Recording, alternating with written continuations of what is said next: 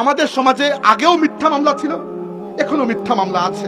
যার উপর মিথ্যা মামলা দেওয়া হয় সে জানে তার জীবনটা কিরকম নরক হয়ে যায়। অথচ আপনি মুসলমান, আপনি দাবি করেছেন আপনি আল্লাহ এবং রাসূলকে মানে, দাবি করেন নাই। আর আপনার নবী সাল্লাল্লাহু আলাইহি ওয়াসাল্লাম বলেছেন, মান খাসামা ফি বাতিলিন ওয়া হুয়া ইয়ালামুহু লাম ইয়াজাল সাখাতিল্লাহি হাত্তা ইয়ানজি আনহু আও কামা ক্বালা।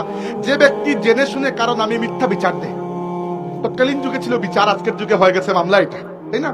যে ব্যক্তি মিথ্যা সালিশ, মিথ্যা বিচার, মিথ্যা মামলা দেয় জেনে শুনে কারণ আমি, ওই মিথ্যা মামলা প্রত্যাহার করার আগ পর্যন্ত, মিথ্যা সালিশটা বিচারটা প্রত্যাহার করার আগ পর্যন্ত ওই ব্যক্তির উপর আল্লাহ রাব্বুল আলামিনের রাগ পতিত হয়। এখন দেখেন কারো উপর কেউ একটু মিথ্যা মামলা দিচ্ছে, ওই মিথ্যা মামলা প্রত্যাহার করার আগে ওই ব্যক্তি মারা গেছে। তাহলে ওই ব্যক্তি, যে ব্যক্তি মিথ্যা মামলা দিয়েছে, সে আল্লাহকে রাগান্বিত রেখেছে, কবরে চলে গেল, নাউযুবিল্লাহ। এরপরে আর কবরের সওয়াল জবাব হোক কিংবা না হোক, এখন লাভ আছে? আল্লাহকে আপনি খুশি না করে, আল্লাহকে আপনার উপর রাগান্বিত, ক্রোধান্বিত রেখে দুনিয়া থেকে বিদায় নিয়েছে। আমাদের সমাজে মিথ্যা সাক্ষী আছে না? অথচ আল্লাহ কোরআন শরীফে মুমিনের বৈশিষ্ট্য বয়ান করতে গিয়ে বলেছেন কি, ওয়াল্লাযীনা লা ইয়াশহাদুনা যুর। মুমিনের বৈশিষ্ট্যের মধ্যে একটা বৈশিষ্ট্য হচ্ছে লা ইয়াশহাদুনা যুর, মুমিন কখনো মিথ্যা সাক্ষী দেয় না। আমাদের আদালতে গিয়ে দেখুন, 500 টাকা হইলে মার্ডারের সাক্ষী আপনি বানিয়ে ফেলতে পারবেন। এগুলো মানুষের জীবনকে কতটুকু নষ্ট করে ফেলে, বরবাদ করে ফেলে, যার উপর পড়ে সে বুঝতে পারে। এবার খালি উপরের দিক থেকে সরকার পরিবর্তন হইতেছে, একটা যাচ্ছে একটা আসতেছে, একটা যাচ্ছে একটা আসতেছে। আপনার যদি পুরো এই সিস্টেমটা, এই জুলুমের সিস্টেমটা পরিবর্তন না হয়, তাহলে কি হবে বলেন? আমাদের প্রশাসনিক সিস্টেম, বিচার সিস্টেম, সবকিছু ওই ইংরেজরা যেরকম রেখে গেছিল। আমরা মুখে মুখে বলি যে ব্রিটিশ সাম্রাজ্য থেকে আমরা স্বাধীন হয়েছে। কিসে স্বাধীন হয়েছেন?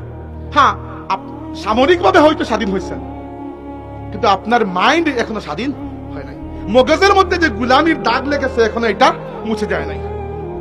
এই জন্য আমাদের পুরো প্রশাসন ব্যবস্থার মধ্যে আগেও দুর্নীতি ছিল, এখনো দুর্নীতি, সামনেও দুর্নীতি থাকার সম্ভাবনা আছে। ভালো অফিসার ভাই আছেন, নাই নয়, ভালো হয়তো অর্ধেকের থেকে বেশি অফিসার ভালো, কিন্তু সিস্টেমটা এত পোষা যে ভালো অফিসার এসে কি করতে পারে? আপনি একটা গাড়ি চালাইতেছেন, গাড়ির ইঞ্জিন নষ্ট, গাড়ির চাকার মধ্যে, টায়ারের মধ্যে হাওয়া নাই, স্টিয়ারিং হুইল ভালো করে ঘুরে না, নানান যন্ত্রণা। ড্রাইভার আপনি আনছেন ফর্মুলা 1-এর ড্রাইভার, লাভ আছে? ওই ড্রাইভার কি করবে এখানে? গাড়ি তো নষ্ট আপনার। তো যেখানে আপনার প্রশাসনিক সিস্টেমটা নষ্ট, বিচার ব্যবস্থাটা নষ্ট। আর বিচার ব্যবস্থার মধ্যে নিশ্চয়ই আমি নিশ্চিত অনেক ভালো আল্লাহওয়ালা সত্যবাদী বিচারক নিশ্চয়ই আছেন, থাকবেন না কেন? অনেক ভালো সত্যবাদী আইনজীবী নিশ্চয়ই আছেন, থাকবেন না কেন? এরকম পুলিশ অফিসার আছেন, এরকম সামরিক কর্মকর্তা আছেন, বেসামরিক কর্মকর্তা আছেন। মানুষ নিয়ে আমার কথা না, আমার কথা হচ্ছে সিস্টেম নিয়ে। উসমান হাদি ভাই তো আমাদেরকে এটাই প্রশ্ন শিখিয়ে গেছেন যে সিস্টেমকে প্রশ্ন করো।